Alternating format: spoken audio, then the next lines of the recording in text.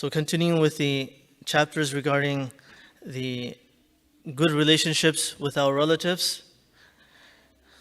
And last week we were talking about some virtues of joining the relationships, connecting with the relatives, being kind to our relatives.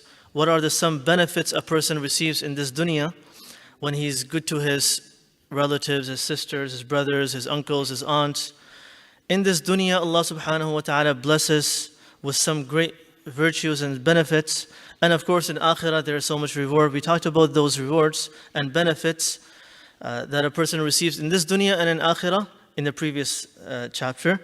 In this chapter, Imam Bukhari rahimahullah is bringing one more benefit or virtue of connecting with the relatives and being kind to our relatives. What is this benefit? What is this virtue that is mentioned in this hadith? And in fact, in this hadith, there are 3 benefits mentioned. 2 are what was mentioned in the previous chapter. So there's one third one that is a new one. There's a new benefit that is mentioned in this one. 2 are the same as previous one. So Abdullah bin Umar radiallahu anhu, he mentions that whosoever will fear his Rabb, man ittaqa rabbah, whoever has the fear of his Rabb, his Lord. And of course, this is a common thing we understand all over the place from Quran, everywhere. Taqwa, khashya, fear of Allah. So whoever has this fear of Allah, this khashya of Allah, fear of Allah. And then number 2, wasila rahima. He joins the relations with his relatives. He joins those relationships. He's kind to everyone. He's kind to his siblings, he's kind to his parents, he's kind to his uncles, his aunts. He's good with everyone. 3 benefits that this person will receive now is, number 1, nusi'a fi ajali. He will have a longer life.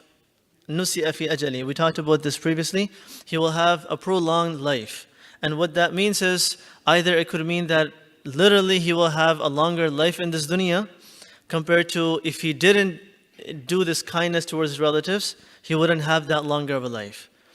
And number 2, meaning would be that he will have the same number of age that he normally had, but he will have more barakah in his age, in his life that he's spending in this dunya. So this is one benefit. Nusi'a fi ajali, he will have a longer life. Number 2 benefit, wathariya malu. His wealth will increase. His wealth will increase. And sometimes we might not see the connection between being kind to our relatives and how the wealth starts increasing. There's a connection.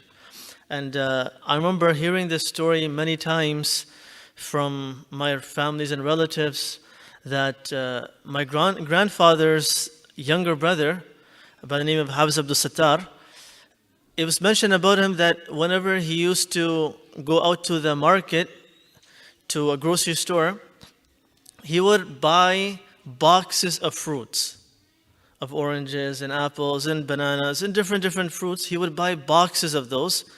And what he would do is he would drive by all of his relatives' houses and drop a little bit at each house. So wasila rahima. And then we know about him that he was extremely wealthy. Even though he retired at a very early age. He did not work for a long time, but he was so wealthy that he used to take care of so many of his relatives, so many of families all over the place, even in Saudi Arabia. He used to live in Saudi Arabia. Within Saudi Arabia and Pakistan, in different countries, he used to send money everywhere. And where was he getting it from? He was not doing jobs. He was not working. So being kind, we see this in many places where Allah subhanahu wa ta'ala promises, Prophet is promising, be kind to your relatives, your wealth will increase. So this is the second benefit. وَثَرِيَ مَالُ. His wealth will increase. And the third benefit that is mentioned here, وَأَحَبَّهُ أَهْلُ. He will become beloved by his relatives. He will become, his relatives, his family, everyone will start loving this person. Yes, sometimes it happens that some relatives are not happy with you, because you do certain things, you're going to masjid too much, or you're becoming, some might not be happy with you, but because of this quality that you are joining the relationships, you will soon become the beloved out of the family. So this is the third benefit that Prophet ﷺ mentions, وَأَحَبَّهُ أَهْلُ, that everyone from your family will start to love you. You will become their beloved one. The next hadith, very similar. Abdullah bin Umar radiallahu anhu also mentions this hadith, مَنِ اتَّقَى رَبَّهُ وَوَصَلَ رَحِمَهُ أُنْسِئَ لَهُ فِي عُمْرِهِ وَثَرِيَ مَالُهُ وَأَحَبَّهُ أَهْلُهُ. Same benefits but different wordings of the hadith. So Imam Bukhari rahimahullah is bringing it to show that this hadith is mentioned by many different people with different wordings, but same message, that whosoever will fear Allah, will have the taqwa, he will then, and then he joins the relations, he will get these three benefits. أُنْسِئَ لَهُ فِي عُمْرِهِ, he will have a prolonged life, his life will increase. And number two, his wealth will increase. وَأَحَبَّهُ أَهْلُ, and he will start to become beloved by his families. Next chapter, باب بر الأقرب فالأقرب. What does this mean? Imam Bukhari rahimahullah, in this chapter, he's going to tell us one more etiquette of relatives, and that is, be kind to your relatives in the order of how close they are to you. Don't jump to a further relative. You know, sometimes people help their friends, and they help their someone else that's far from them, but ignore the closer relatives. So birr al-aqrab fal-aqrab, be kind to the closer relatives, and then go in the order of your relatives. Be kind to the closest, and then who comes next, instead of going to the furthest ones. So have this order when you are kind to your relatives. So for example, your uncle, he's in need of help. Help your uncle before you help your uncle's uncle. He comes a little further. So it doesn't mean ignore that person, but go in the order. Don't ignore the more closer ones. So this hadith, Imam Bukhari rahimahullah is bringing عن المقدام بن معدي كرب رضي الله عنه أنه سمع رسول الله صلى الله عليه وسلم يقول إن الله يوصيكم بأمهاتكم ثم يوصيكم بأمهاتكم ثم يوصيكم بآبائكم ثم يوصيكم بالأقرب فالأقرب. Miqdam bin Ma'di Karab radiallahu anhu, he says that I heard Rasulullah sallallahu alayhi wasallam say that indeed Allah subhanahu wa ta'ala is commanding you to be kind to your mothers. Yusikum bi ummahatikum. He is ordering you, Allah is ordering you, commanding you that be kind to your mothers. And then thumma yusikum bi ummahatikum, then he again commands you to be kind to your mothers. So this is more emphasis of course, the mothers have the most right out of any person in the world for a person. Mothers are the most closest, and they have the most huquq, most rights. So two times Prophet ﷺ is telling us that Allah is commanding us to be kind to our mothers, and then He again commands us to be kind to our mothers. ثُمَّ يُوصِيكُم بِآبَائِكُم. Then Allah subhanahu wa ta'ala is commanding you that be kind to your fathers. At the third level, be kind to your fathers. And then after the fathers, ثُمَّ يُوصِيكُم بِالْأَقْرَبِ فَالْأَقْرَبِ. Then He is commanding you to be kind to your relatives who are most closest to you. And then to those who come in order after them. So this hadith is very general, that being kind to every relative of ours. Not limited to just direct relatives. Not just limited to our parents and uncles and brothers and sisters, but going all the way at the end, going as furthest as we can, and following the order and being kind to all of them, but following the order in being kind. Not jumping to the most furthest person and ignoring the closer ones. Next hadith. أبو أيوب سليمان مولى عثمان بن عفان رضي الله عنه قال جاءنا أبو هريرة رضي الله عنه عشية الخميس ليلة الجمعة فقال أحرج على كل قاطع رحم لما قام من عندنا فلم يقم أحد حتى قال ثلاثا. It's a lengthier hadith, we'll go in portions. Abu Ayyub Sulaiman rahimahullah, a great tabi'i, he says that once Abu Hurairah radiallahu anhu visited us. And this is a time of tabi'een when Sahaba are present, they are still alive. So this tabi'i, Abu Ayyub rahimahullah, he says that Abu Hurairah radiallahu anhu once visited us, and when was this? Ashiyyat al-Khamis. It was the evening of Thursday. And then he specifies what he means is Laylat al-Jumu'ah, the night of Friday. So the night in between Thursday and Friday. Abu Hurairah radiallahu anhu visited us on the night of Friday.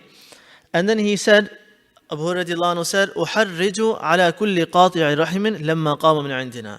I am giving an oath, I'm giving a promise to everyone that has broken the ties with his relatives to stand up and leave from here. لَمَّا قَامَ مِنْ عِنْدِنَا. Anyone that has broken the ties from the relatives, he has to just leave our gathering, he has to get up and go. He cannot be in our majlis here. Very upsetting and very firm and strict that anyone that has broken the ties with any relative, he must get up and leave. The narrator Abu Ayyub says, فَلَمْ يَقُمْ أَحَدٌ. No one stood up. Of course, who will stand up? He's asking anyone that has broken the ties needs to get up and leave. No one stands up. حتى قال ثلاثا, until Abu Hurairah radiallahu anhu repeated his statement 3 times.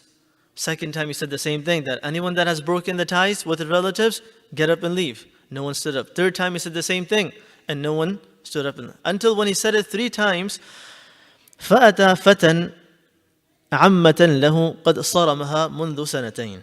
Then after the 3rd time, one youngster, he stood up. Fatan, one young person, he stood up and he went to his aunt. Ammatan, paternal aunt. He went to his paternal aunt, whom he had not talked to for 2 years. قد صرمها منذ سنتين. So this youngster, he stood up, and this youngster had not spoken to his paternal aunt for 2 years, and he had broken these ties with his aunt. فدخل عليها. And then he goes and enters his aunt's house. فقالت له يا ابن أخي. So now of course they are seeing each other for the first time after 2 years. So the aunt, right away when he sees his nephew, she says, يا ابن أخي ما جاء بك. Oh my nephew, what has brought you to me? After 2 years, what happened? What brings you to me now? قال سمعت أبا هريرة رضي الله عنه يقول كذا وكذا. I just heard Abu Hurairah radiallahu anhu say this such and such statement, that whoever has broken the tie needs to leave. So this is why I have come to you. I had broken I want to connect it again. So I came to you because I just heard Abu Hurairah radiallahu anhu mention this. قالت ارجع إليه فسله لما قال ذاك. So the aunt said that go back to Abu Hurairah and ask him, why did he just say this? Why did he tell everyone to leave, whoever has broken that tie? Why is he asking them to leave? قال سمعت النبي صلى الله عليه وسلم يقول إن أعمال بني آدم تعرض على الله تبارك وتعالى عشية كل خميس ليلة الجمعة فلا يقبل عمل قاطع رحم. That Abu Hurairah radiallahu anhu was then asked that why did you make that announcement that everyone whoever broken a tie should leave? So Abu Hurairah radiallahu anhu responded that I have heard Rasulullah sallallahu alaihi wasallam say that the deeds of the human beings are presented to Allah subhanahu wa ta'ala on the evening of Thursday, the night of Friday, on the night between Thursday and Friday. All the a'mal, all the deeds of the human beings are presented to Allah. And فَلَا يَقْبَلْ عَمَلَ قَاطِعِ رَحْمٍ. The one who has broken the ties with his relatives, his deeds are not accepted in the eyes of Allah. Very severe warning for those who are breaking the ties with their relatives. Very severe warning. Throughout the week, a person performed 5 times salah daily. He did so many tasbihat a day. He did dua every single day. He must have recited Quran every day. So many ibadah, so many good deeds he had done. End of the week, when all of those a'mal are being presented to Allah, the one who had broken the tie, his a'mal are not being presented and are rejected. So everything that a person is struggling, working towards, is all going to waste. Nothing is getting accepted. Just because he is not being, or he has broken the ties with some of his relatives. فَلَا يَقْبَلْ عَمَلَ قَاطِعِ رَحِمٍ. Allah will not accept the a'mal, the deeds of the person who has broken the ties with the relatives. So very severe warning. Like I said before, this is not something minor. Joining the relationships, it's something that it's a must, it's a fard. Without that, our salah is not being accepted. Our Quran is not being accepted. None of these deeds are getting accepted in the eyes of Allah if the person has this breaking of this relation in his life. Next hadith. عن ابن عمر رضي الله عنه ما أنفق الرجل على نفسه وأهله يحتسبها إلا آجره الله تعالى فيها وابدأ بمن تعول فإن كان فضلا فالأقرب الأقرب وإن كان فضلا فناول.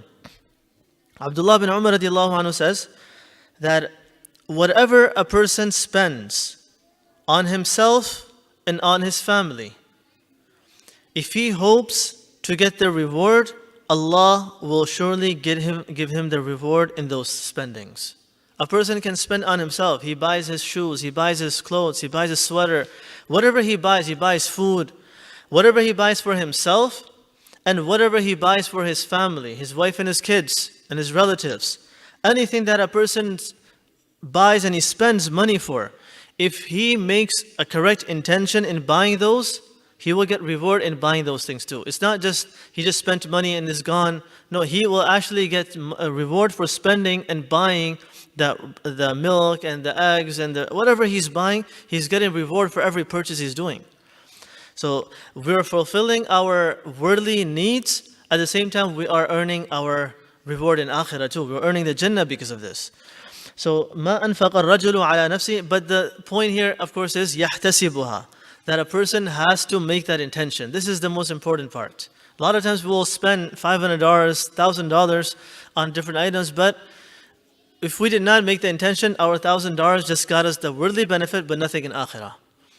So a person, whatever he's spending, $1, $10, anything that he spends, every spending is make the intention that I'm doing it because this is the command of Allah. You're spending on yourself because this is also a rule of our deen that we need to take care of our health, our body. When you spend for our family, that is the right. That is one of the orders of Allah that we need to take care of our families. We're responsible for our kids and wives. So when we spend with that intention, that because we're following the command of Allah, and this is the teaching of Rasulullah sallallahu alaihi wasallam, our spending becomes reward. You know, there's an incident mentioned about Dr. Abdul Hayy Arifi rahimahullah, who was one of the great Khalifa of Mawlana Ashraf Ali Thanwi rahimahullah. And it's mentioned about him that he says that I used to I spent a lot of time working on myself, trying to make intention at everything that I do. And every matter that I do, everything that I do in my life, I did a lot of struggle, I went through a lot to make it a habit to make intention in everything that I do. Then he gives an example. He says that I used to eat, whenever I eat, I never used to have intention that why I'm eating. I always eat because I'm getting hungry and it's time to eat, I would eat.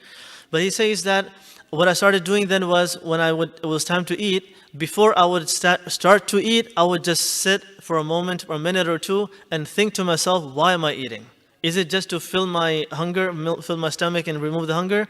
Or is it because I want to do it so that I can fulfill the right of my body?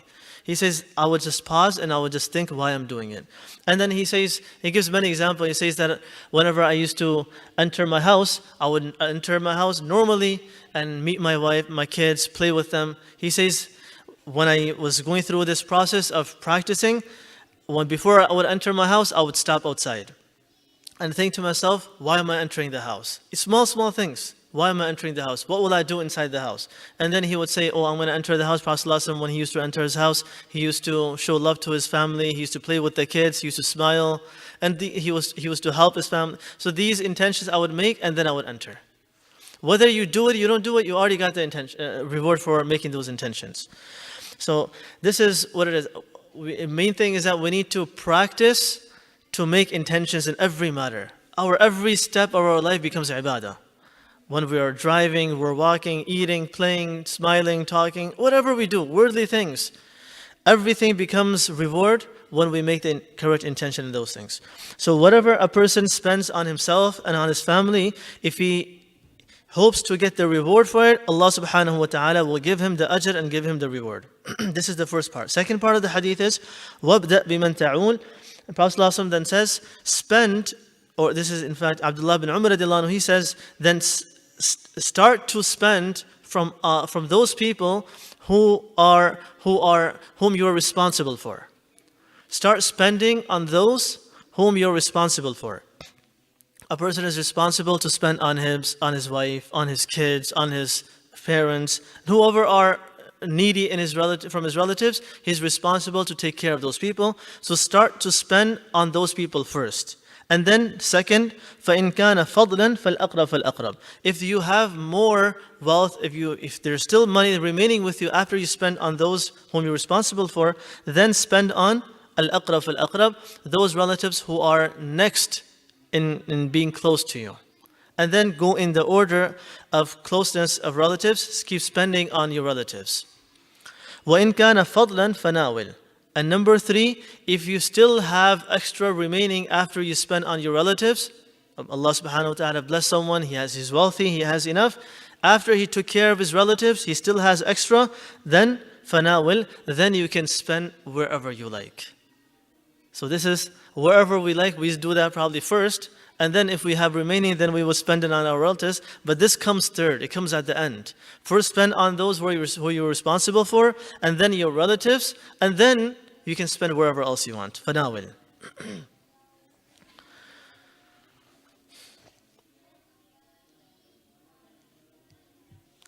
One more hadith. Imam Bukhari rahimahullah brings one more hadith here, and this hadith is again very severe in regards to, it's a warning, it's a warning for those who break their relationships. عبد الله بن أبي أوفى رضي الله عنه يقول عن النبي صلى الله عليه وسلم قال إن الرحمة لا تنزل على قوم فيهم قاطع رحم. Rasulullah صلى الله عليه وسلم have said that indeed the rahmah, the mercy, does not descend on that group of people in which there is a person who breaks their relationships. There's a group of 100 people, a group of 1,000 people. If there is one person in that gathering that has broken the ties with his relatives, there's a qati'ur rahim, someone that has broken the ties, none of those 1,000 people will get the rahmah of Allah. Look how severe this is, that he himself is not just deprived, the effect of this sin is so strong that it affects the whole gathering. And it should be an eye-opener for everyone, each individual, that are we becoming the cause of depriving the gathering from the rahmah of Allah? Are we doing this because of us? Everyone is being deprived of the rahmah of Allah, and rahmah of Allah is of course something that every believer needs. We cannot live with peace if we don't have the mercy of Allah with us. So inna rahmata la tanzilu ala qawmin, the rahmah, the mercy of Allah does not descend on that group of people in which there is even one person who broke the ties with his relationships, with his relatives. May Allah subhanahu wa ta'ala allow us to always connect with our relatives, and if we have ever broken our relationships, may Allah subhanahu wa ta'ala allow us to connect. Wa akhiru da'wana alhamdulillahi rabbil alameen.